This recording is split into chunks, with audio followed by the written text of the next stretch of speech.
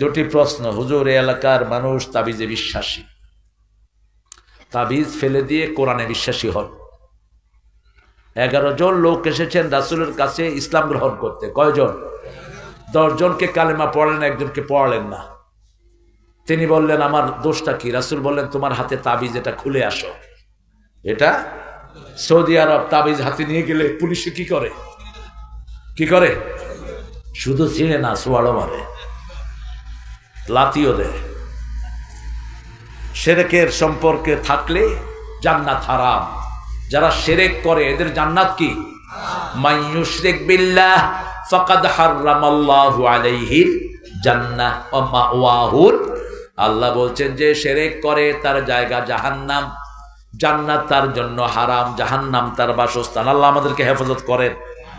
আপনি কোরআন শরীফ পড়ে দেখেন না, সূরা ফাতিহা পড়ে দেখেন, কোরআন শরীফ দিয়ে ফু দিয়ে দেখেন কিভাবে আল্লাহ আপনাকে সুস্থ করে দেয়। হুজুর, এই এলাকার মানুষ, আচ্ছা, এই এলাকায় যারা বুকে হাত বাঁধে, রাফুল ইয়াদান করে, তাদেরকে তুচ্ছ তাচ্ছিল্য করা হয়। এই বিষয়ে কোরআন সুন্নাহর আলোকে কিছু বলার অনুরোধ করছি। হাত 3 ভাবে বাঁধতেন ইমামরা। কয় ভাবে? রাসূলও 3 ভাবে বেঁধেছেন। এইখানেও বেঁধেছেন, এখানেও বেঁধেছেন, নাভির নিচেও বেঁধেছেন, আবার কখনো কখনো ছেড়েও দিয়েছেন। যেমন তাহাজ্জুদের নামাজে যখন দীর্ঘ সময় রাসূল হাত ধরে থাকতেন, আস্তে করে কি করতেন? ছেড়ে দিতেন। এরকম দেখবেন সৌদি আরবে এরকম সাড়িনা গ্রুপ আছে না নাই? আল্লাহু আকবার। কর্ণবাঞ্জুব কি করবি? আমি তো প্রথম গিয়ে দেখে অবাক হয়ে গেলাম। এই তোনা খারা মানান তো ভাই, সাল্লে কামা সাল্লা রাসূল। কাবাগরের ভিতরে তার ঝগড়া না করা যায়। কইলাম এই রাসূলের মতো নামাজ পড়। কয় সল্লে সালাতাক, তোরটা তুই পড়।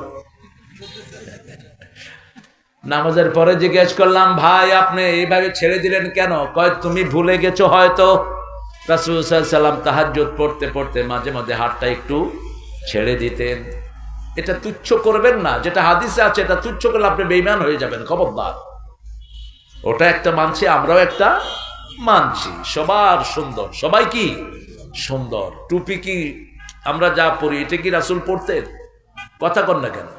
রাসূলের মাথায় তো সাদা একটা টুপি, রুমাল থাকতো, ওটার উপরে তিনি পাগড়ি বাঁধতেন। এখন আমি এক টুপি, এই ভাই এক টুপি, এই আরেক টুপি, এই যে আমাদের প্রিয় ভাই আরেক টুপি। প্রত্যেকের রুচি অনুযায়ী। এখন আপনি যদি বলেন যে 8টাই সহি, এখন ভুল, তো তুই ভুল। তুই তুচ্ছ তাচ্ছিল্য করবেন না। তুচ্ছ তাচ্ছিল্য যে করে সে কাফের হয়ে যায়। ঠিক না বা ঠিক? আপনি তুচ্ছ তাচ্ছিল্য করবেন কেন? তুচ্ছ তাচ্ছিল্য করে যারা, তারা অহংকারী। তারা কি? আর অহংকারী কি জান্নাতে ঢুকবে? ঢুকবে না। রাসূলের কাছে যেই আসতো তাকে তিনি দাম দিতেন, তাকে তিনি মূল্যায়ন করতেন, যত গরিবই হোক। আব্দুল উজ্জা এসেছেন খালি গায়ে, সারা গায়ে ময়লা, রাসূল এভাবে হাত বাড়িয়ে দিয়ে তাকে বুকে জড়িয়ে নিয়েছে। আব্দুল উজ্জা কাঁদছেন, চোখের পানি মুছে দিচ্ছেন, রাহমাতাল লিল। কখনো বলেন নেই তুমি আগে ইসলাম গ্রহণ করো না। মানুষ তাকে ভালোবাসলে আপনাকে ভালোবাসবেন কে? মসজিদে আসছে, ও তো আল্লাহর ওলি, ও আল্লাহর কি? তাকে আপনি তুচ্ছ তাচ্ছিল্য করেন কেন? আপনি জানবেন সেটা হাদিসে আছে কিনা। যদি থাকে, আমার ভাই একটা আমল করছে, আমি একটা আমল করি, খালাস।